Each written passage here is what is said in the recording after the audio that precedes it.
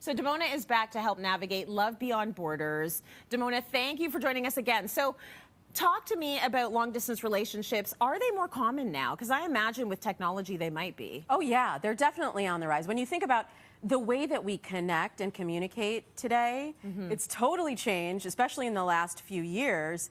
And there's so much more opportunity now. People are meeting on dating apps, people are meeting while they're traveling, they're meeting on social media.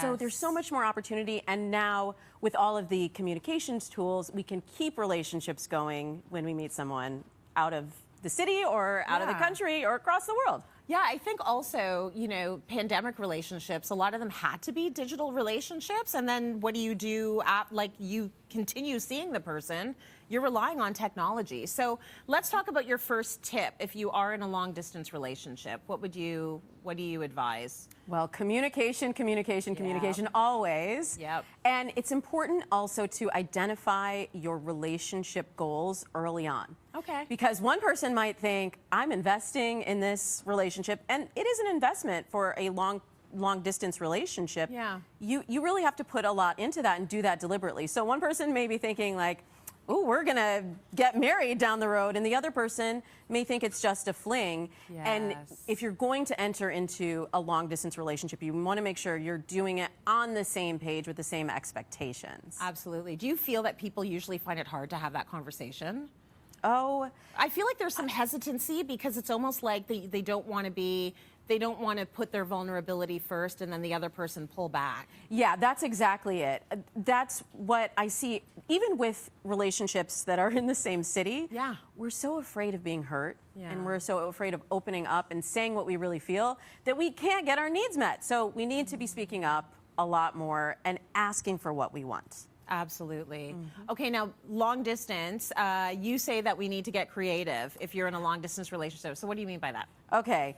We are so over the like good morning beautiful text. That doesn't do it, right? That doesn't do it anymore. Need a little more than that. Yeah, you have to be a little more creative. Plan virtual date nights. Make sure that you have a regular time that you're going to see one another, and you can build that anticipation. That's the magic of a new relationship. I can't wait to see this person next. And you can still do that virtually if you plan virtual dates, like do a sushi night together. You get your rolls from your place, your partner gets their rolls from their place, and you have your joint sushi night together. Or do a virtual game night or a virtual movie night. Like, remember you used to like stay up on the phone with your boyfriend until all hours watching and talking about what happened on the screen? Yes. You can still do that, and you can do that with video, or you can do that on the phone. Yeah. There's so many tools available. You just have to get creative with it. Oh yeah, I'll take you way back to the days of landlines when you're on the phone and your parents pick up the phone while you're on it. Oh, and you're yes. like, I was what there. did she hear?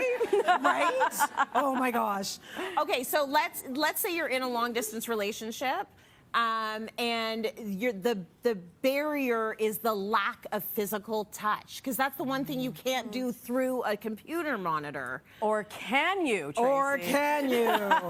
What do you suggest? Remember I said there were new tools and there's new technology? Yeah. So like phone, let me tell you. phone sex. Well, there's phone sex. Yeah. Yes. That good old-fashioned phone sex. Good old-fashioned, yeah. There's video now. There's video. And are you ready for this? There's more. There are wearables. So what are we wearing? you can wear like a toy that then is controlled by an app by your partner. Like in another country. Any amount of miles away, anywhere. Yeah, yeah. So you just go to work and you're sitting there, and all of a sudden, They're interested. Zoom. And you will feel the love, Tracy. You will feel the love. Who knew? Literally.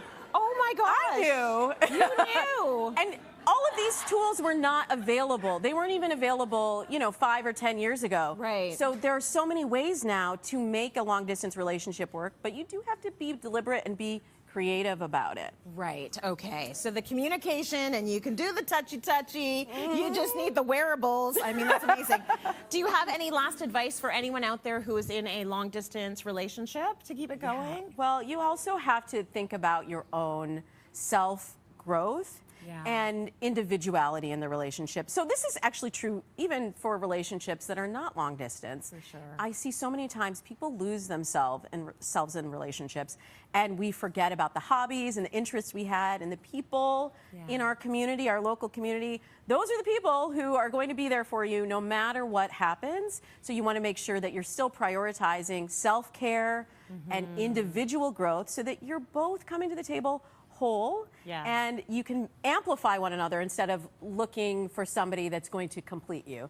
That's the old way. You're both whole, and you're just amplifying. You're just even greater when you're together. I love that. Yeah, come together as a whole person. Damona, thank you so much. Thank you.